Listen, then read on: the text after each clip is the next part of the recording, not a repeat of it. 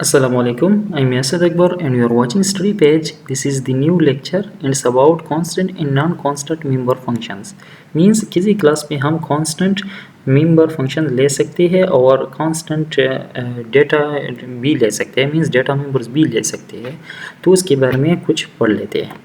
Okay, some objects need to be modifiable and some do not. कुछ objects हम लेंगे और हम चाहेंगे कि इन ऑब्जेक्ट्स में हम चेंजेस लाना चाहते हैं. इसके डाटा मेंबर्स में हम चेंज कर सकते हैं या इसके जो वैल्यूज़ है डाटा मेंबर्स की जो वैल्यूज़ है वो चेंज हो सकते हैं. लेकिन कुछ केसेस में हम चाहेंगे कि नहीं, ऑब्जेक्ट में ले रहा हो लेकिन इसमें चेंजेस ना हो. ठीक है, सो द प्रोग्रामर में use the keyword const to specify that an object is not modifiable and then any attempt to modify the object is a syntax error. तो ये हम कर सकते हैं कि हम किसी भी ऑब्जेक्ट को कांस्टेंट बना लें. कांस्टेंट बनाने के लिए हम उससे पहले just at the time of declaration हम कॉन्स्ट की वर्ड लिखेंगे. फॉर एग्जांपल अगर मेरे पास स्टूडेंट एक क्लास है, ठीक है, और उस स्टूडेंट का मैं एक ऑब्जेक्ट क्रिएट करना चाहता हूँ लेकिन मैं चाह रहा हूँ कि ये इसमें कोई चेंज ना कर दे, तो मैं जस्ट लिखूँगा कॉन्स्ट. ठीक है, और फॉर एग्जांपल स्टूडेंट जो उनकी क्लास है तो क्लास नेम और ऑब्जेक्ट नेम लिखूंगा. तो ये ऑब्जेक्ट अभी कांस्टेंट बन जाएगा, इसमें कोई चेंजेस नहीं होंगे. ठीक है, अगर फॉर एग्जांपल आप इसमें चेंजेस करते हैं या कोई ऐसा मेंबर फंक्शन इसके थ्रू आप कॉल करते हैं जो कि इसको इसमें चेंज ला सकता है तो आपको एरर मिलेगा. ठीक है, the compiler disallow any member function call for const object unless the member function themselves are also const. It means अगर आपने किसी ऑब्जेक्ट को कांस्टेंट ले लिया तो उस कांस्टेंट ऑब्जेक्ट के थ्रू आप non constant member function call नहीं कर सकते. कंपाइलर ये अलाउ नहीं करता.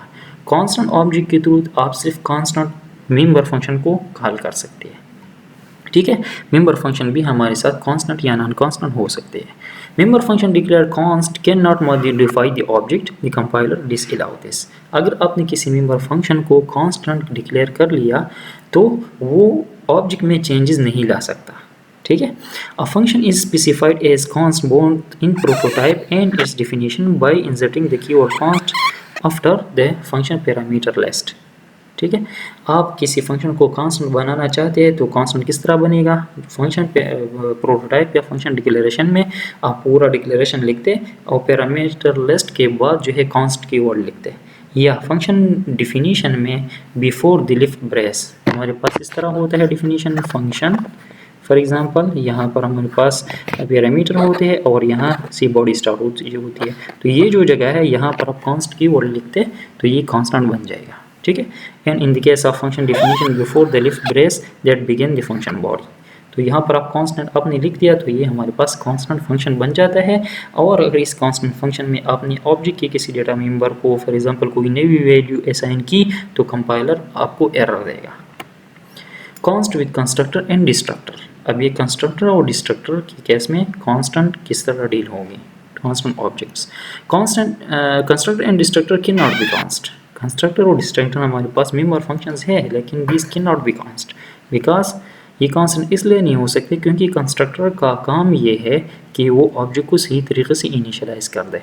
तो अगर हम इसको इस तरह फोर्स कर दें कि नहीं आपने ऑब्जेक्ट में चेंजेस नहीं लाने हैं तो फिर तो कंस्ट्रक्टर का वही अपना काम जो है वो बिल्कुल नहीं कर सकता. ठीक है, तो इसलिए कंस्ट्रक्टर जो है वो कांस्टेंट नहीं हो सकता. और सिमिलरली डिस्ट्रक्टर जो है उसका काम ये है कि जो मेमोरी ऑब्जेक्ट ने ली होती है तो वो मेमोरी फ्री कर देता है. ठीक है, डी एलोकेट कर देता है. तो अगर वो for example memory D allocate नहीं कर सकता तो फिर डिस्ट्रक्टर का फ़ायदा क्या है. तो इसलिए दोनों कांस्ट नहीं हो सकते. A constructor must be allowed to modify an object so that an the object can be initialise properly. ठीक है, कंस्ट्रक्टर का यही काम है कि अच्छे सही तरीके से ऑब्जेक्ट को इनिशियलाइज कर दें.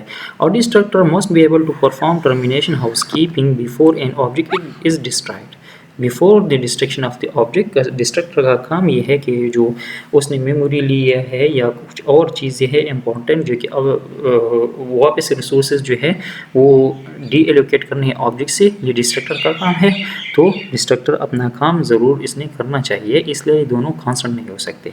अ constructor must B non constant member function. It can still be called for constant object. हमने पिछली स्लाइड में कहा कि अगर आपने एक ऑब्जेक्ट को कांस्टेंट ले लिया तो इस कांस्टेंट ऑब्जेक्ट के थ्रू आप नॉन कांस्टेंट मेंबर फंक्शन को कॉल नहीं कर सकते। लेकिन कंस्ट्रक्टर के केस में ये है कि कंस्ट्रक्टर चूँकि कांस्टेंट हो ही नहीं सकता, तो इसीलिए अगर आपके पास ऑब्जेक्ट कांस्टेंट भी हो, इसके थ्रू आप कंस्ट्रक्टर को कॉल कर सकते हैं। नाउ आप कंसिडर करें कि आपके साथ आपके क्लास में आपने कांस्टेंट डेटा मेंबर लिया है। तो अगर आपने कांस्टेंट डेटा मेंबर ले लिया, इट मीन्स कि एक डेटा मेंबर को आपने एक बार वैल्यू इनिशियलाइज कर दी तो आप इसमें चेंजेस नहीं कर सकते। लेकिन यहाँ पर हमारे पास एक रिस्ट्रिक्शन है कि अगर आपने किसी क्लास के अंदर कांस्टेंट डेटा मेंबर ली तो उसको आप इनिशियलाइज किस तरह करेंगे, या तो उधर इनिशियलाइजेशन के टाइम पर उसको वैल्यू असाइन कर दे, which is not a good practice, ठीक है, क्योंकि हम ऑब्जेक्ट के डेटा मेंबर को इनिशियलाइज करते हैं यूजिंग कंस्ट्रक्टर फंक्शंस। अभी कंस्ट्रक्टर फंक्शन के थ्रू अगर हम कर लेते हैं तो हो सकता है कि आपने कंस्ट्रक्टर की बॉडी के अंदर कोई गलत लॉजिक लिखा हो, या आपने 2 बार उसको वैल्यूज असाइन की हो, और कांस्टेंट की वैल्यू एक बार अगर आपने असाइन कर दी तो आप चेंज नहीं कर सकते। तो इसलिए एक न्यू सिंटेक्स है member initialiser syntax, which is called member initialiser syntax. इसके थ्रू आप इसको इनिशियलाइज करेंगे, अगर डेटा मेंबर्स को इनिशियलाइज करेंगे अगर आपके पास constant data members हैं। So initializing with member initializer syntax can be used for all data members. It must be used for constant data members.